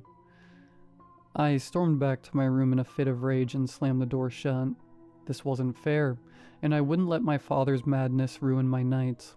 After dinner, I locked myself in my room and waited until it was late enough for me to sneak out through the window. The party was only 2 blocks away, so I just walked there.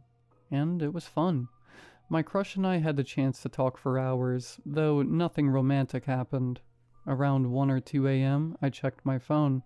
It had been on silent the whole time. There were multiple missed calls and messages from my mom.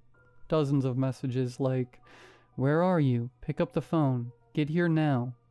I replied, telling her I was only 2 blocks away and on my way back. I knew I'd be grounded for this, but it felt worth it. As I walked home, I kept checking my phone for a response, but her number was offline.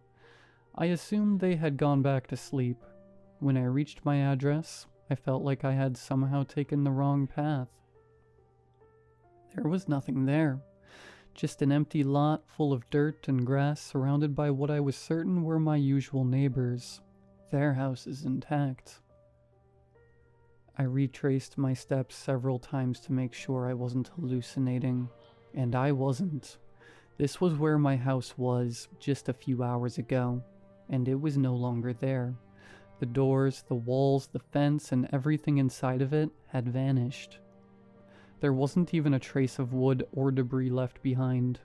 It was as if the house had never existed, and nothing had ever been built there. I tried calling my father, mother, and brothers, but their phones were off. I searched the area frantically, desperate for any clue about what had happened.